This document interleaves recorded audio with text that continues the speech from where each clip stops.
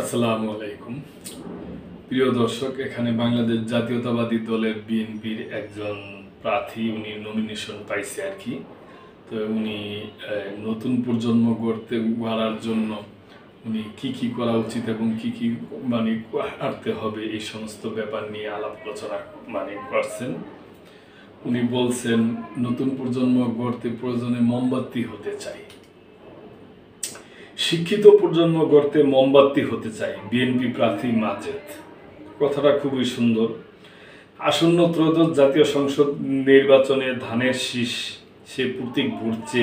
ময়মনসিংহ ৮ আসনে বিএনপির মনোনীত প্রার্থী প্রকৌশলী লুৎফুল্লাহ হেল মাজেদ বাবু বলেছেন, আমি রাজনীতিতে এসেছি আপনাদেরকে সাথে নিয়ে মানুষকে আলো জ্বালাতে।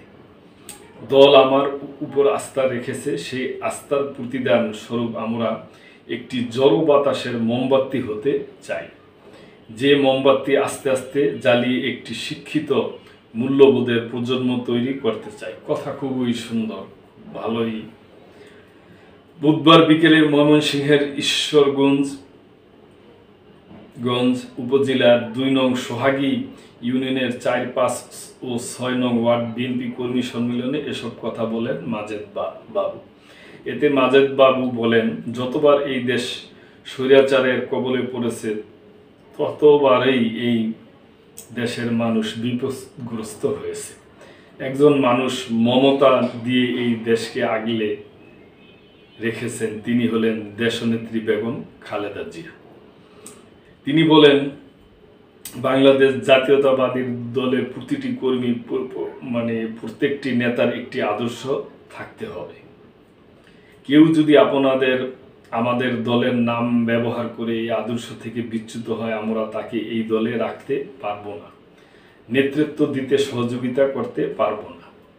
বিএনপির এই মনোনীত প্রার্থী বলেন, আয়নাগর থেকে নির্বাচনের মাঠে ফেরা আমার নতুন জীবন মামলা হামলা এবং আয়নাগরে নির্যাতিত হয়েও শহীদ জিয়ার আদর্শ থেকে এখনো বিচ্যুত হয়নি। রাজনীতি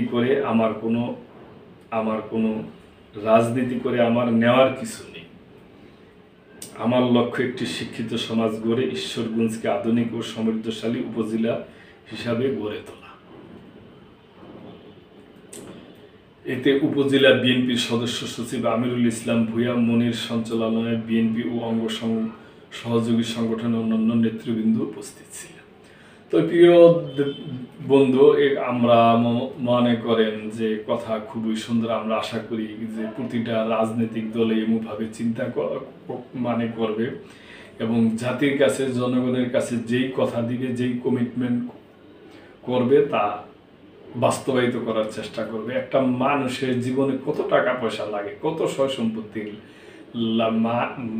লাগে, যে বিগত কিছু নেতা কর্মী এবং বড় বড় নেতা এবং আইন শৃঙ্খলা বাহিনীর কিছু লোক এত টাকা টুকা করে নিয়ে এখন দেশের বাহিরে আছে। কি তাদের তো ভবিষ্যতই, তাদের আত্মীয় স্বজন আছে, ছেলে নাতি নাতকুর মেয়ের আছে। এরা একসময়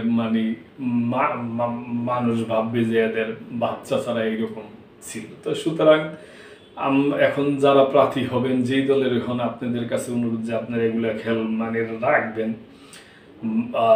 জনগণের টাকা জনগণের পিছনেই যেন খরচ হয়, এইটি সবসময় উপলব্ধি করতে হবে। আর মানুষ চিরজীবন তো আর বেঁচে থাকবে না, স্থান ছেড়ে দিতে হবে কাউকে না কাউকে। তো প্রিয় দর্শক, এ ব্যাপারে আপনাদের যদি কোনো মন্তব্য থাকে অবশ্যই করবেন এবং লাইক, কমেন্ট, শেয়ার করে সাবস্ক্রাইব করে মেম্বারশিপ নিয়ে আমাদের পাশেই থাকবেন। আল্লাহ হাফেজ।